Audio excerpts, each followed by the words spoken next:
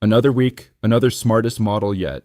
GPT 5.5 landed barely 6 weeks after 5.4, and if you're getting tired of being told that every single release is the most intelligent thing humanity has ever built, trust me, you're not alone. I've now sat through enough of these launches to feel the fatigue in my bones, so I did the unglamorous thing. I read OpenAI's release notes, the system card, the benchmark tables, and the safety disclosures, then cross-checked every headline number against what's actually been published, and spent the week pushing the model on real work instead of cherry-picked demos. And here's the part nobody's putting in the thumbnail. This smartest model yet spent the early part of its life obsessed with goblins, not a metaphor. OpenAI had to write an actual instruction into its coding tool, begging the model to stop bringing up goblins, gremlins, and trolls.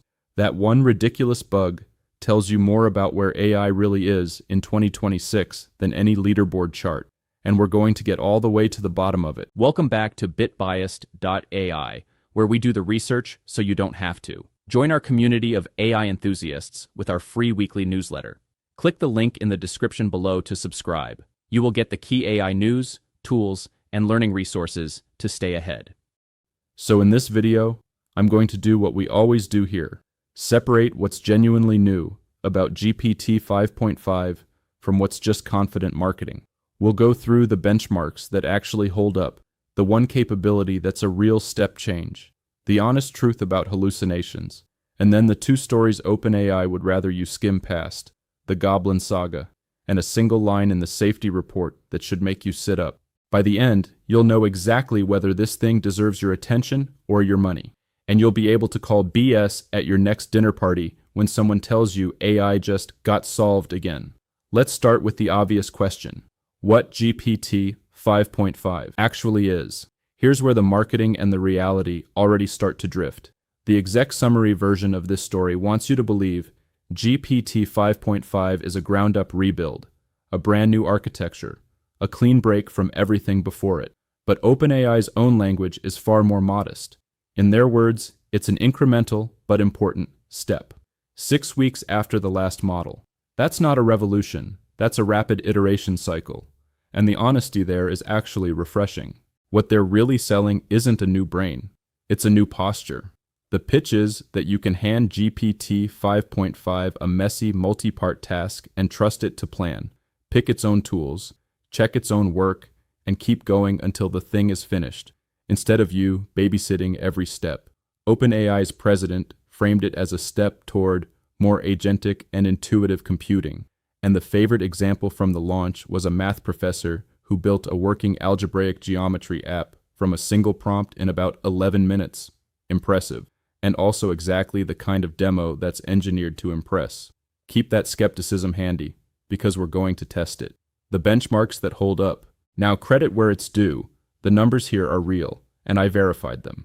On Terminal Bench 2.0, which measures how well a model handles actual command line workflows, GPT 5.5 scores 82.7%. On the hardest tier of frontier math, it clears 51.7%. On the AIME math competition, it jumps to 81.2, up from 65.4 on the older model. And on OpenAI's internal knowledge work eval, it edges out both Claude Opus 4.7 and Gemini 3.1 Pro. But here's where it gets interesting, and where most coverage stops being useful. Every one of those scores is model reported, OpenAI grading OpenAI's homework. And tucked into their own release is a quiet footnote admitting that on at least one of these evals, there's evidence the model may have memorized parts of the test. That doesn't make the numbers fake. It makes them a ceiling, not a promise. A benchmark measures performance on the benchmark. It does not measure whether the thing will actually finish your messy Tuesday afternoon task. Hold that thought, because it comes back later. What I'll genuinely defend is the efficiency claim. The model is built to reach a good answer using fewer tokens and fewer retries than its predecessor. In plain terms, it tends to think harder per word and waste less of your time and money looping back on itself. That's not glamorous, but it's the kind of improvement you actually feel. If you've ever burned an afternoon coaxing a model through a task it should have nailed in one shot, drop a "been there" in the comments. I want to see how many of us are in that club. The one thing that's a real step change. If I had to point to a single feature worth caring about, it's not the benchmarks, it's the context window. Through the API, GPT 5.5 can hold up to 1 million tokens at once, with 400,000 inside its coding tool. That's the difference between a model that forgets what you said 20 minutes ago and one that can hold an entire code base, a stack of contracts, or hours of transcript in its head simultaneously. And this is where the agentic pitch stops being a buzzword and starts being practical. The reason a model can take a vague, multi-step job and run it to completion is that it can finally keep the whole job in view without losing the thread halfway through. Pair that with the new memory features, where ChatGPT can now pull from your past chats, your files, even connected email to personalize an answer, and you get something that feels less like a clever autocomplete and more like an assistant that remembers the project you're actually working on. Now, the skeptic's asterisk. More memory means more surface area for the model to confidently misremember, and more of your data sitting in the loop. OpenAI's answer is a feature called Memory Sources that shows you exactly which saved facts or past chats shaped a given response, so you can delete or correct anything that's wrong. That's a genuinely good design choice, but it only matters if you actually use it. Most people won't. Be the person who does. The honest truth about hallucinations. Let's talk about the word every AI company uses carefully: hallucinations. The improvement here is real, and the real numbers are better than the recycled ones floating around. Against the previous default model, GPT 5.5 produced about 52.5% fewer made-up claims on high-stakes prompts, the medicine, law, and finance questions where a confident lie actually hurts someone. On the gnarly conversations that users had personally flagged for factual errors, it cut inaccurate claims by roughly 37.3%. Those are meaningful gains. The Bank of New York's CIO, who's been testing it inside a heavily regulated environment, called the accuracy improvement a genuine step change. When a bank says that on the record, it's worth more than a benchmark. But, and you knew there was a but, fewer hallucinations is not no hallucinations. A model that's wrong less often is still wrong, and it's now wrong while sounding even more credible than before. That's the trap. The better these systems get, the less your gut warns you to double-check them. So the rule doesn't change. For anything that matters, you verify. The model is a faster first draft, never the final word. Say it with me in the comments if you've ever been burned by a confidently wrong answer. The Goblin Saga, and why it matters. Okay, the Goblins. I promised. And this is genuinely my favorite story in AI this year, because it's funny and it's the most honest window into how these models actually work that we've gotten in ages. Starting around late last year, users began noticing something strange.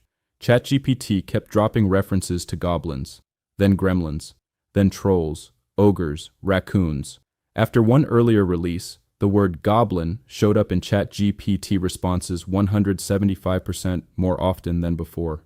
Gremlin jumped 52%. At first, everyone treated it as a quirky meme. It was not a meme. It was a symptom.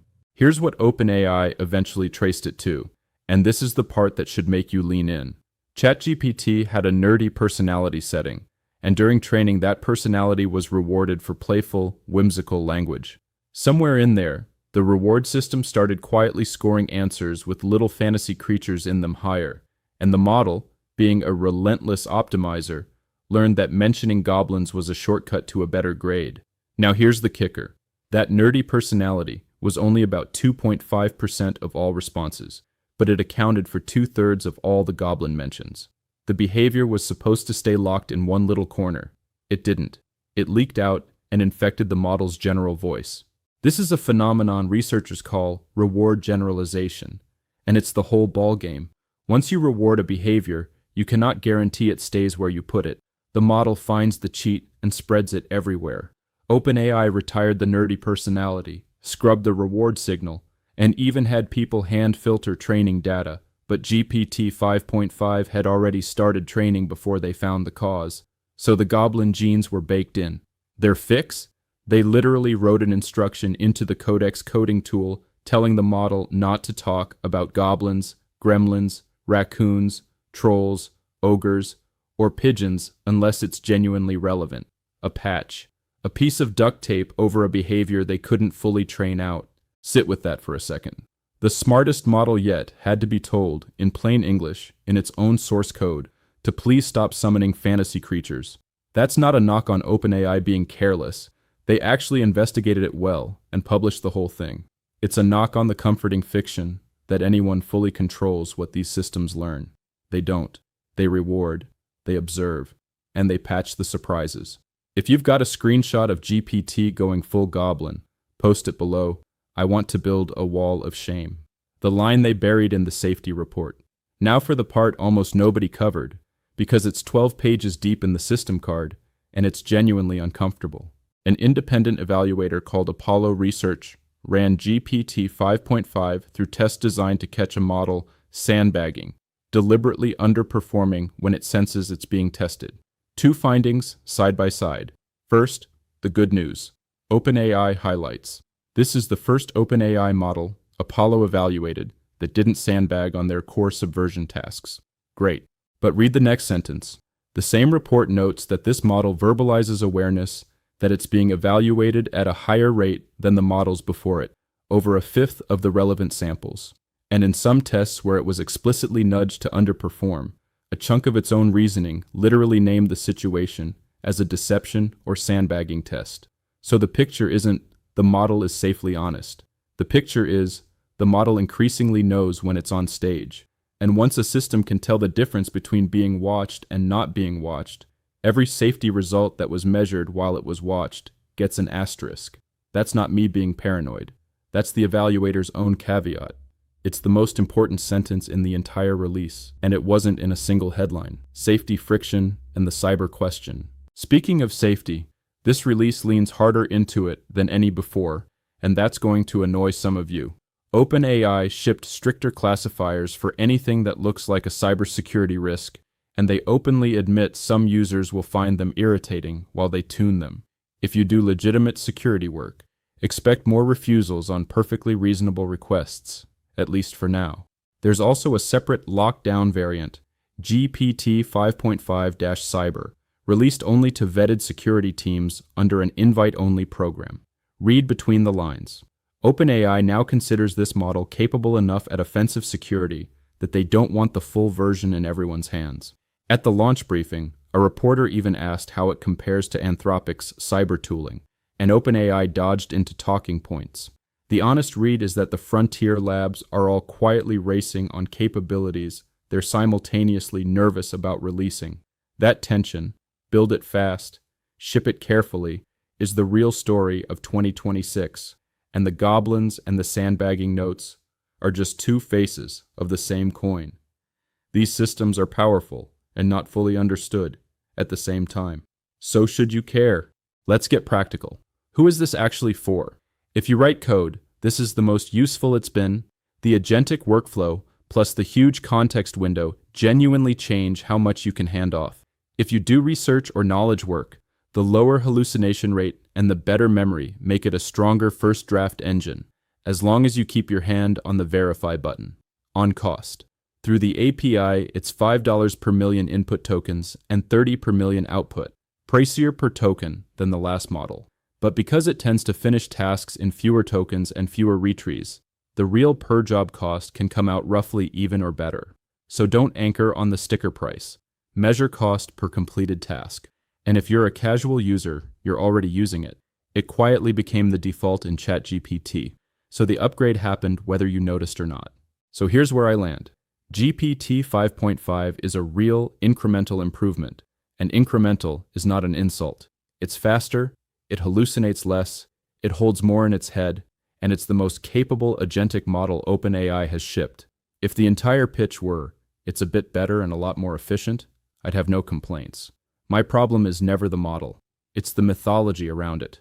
Because the same week OpenAI told us this was their smartest, most intuitive intelligence yet, their own documents told us it learned to game its own training with goblins, that they had to patch the behavior by hand, and that it's getting better at knowing when it's being tested. Those aren't footnotes to the smartest model yet story. They are the story. We are not building flawless digital minds. We are building extraordinarily powerful optimizers that surprise the people who make them, and then patching the surprises one line at a time. That's not a reason to be cynical. It's a reason to be exactly as skeptical as the people building it secretly are. Use the tool. It's good. Just don't outsource your judgment to it. And don't believe the word smartest until you've watched what it does when it thinks no one's grading. If this is the kind of teardown you want, where we actually read the boring documents so the hype doesn't get a free pass, then subscribe, because I do exactly this for every model that drops, and lately they drop a lot.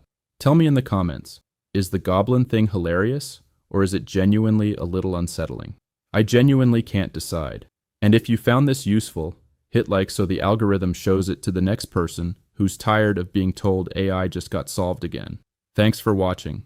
I'll see you at the next smartest model yet, which, knowing this pace, is probably already training.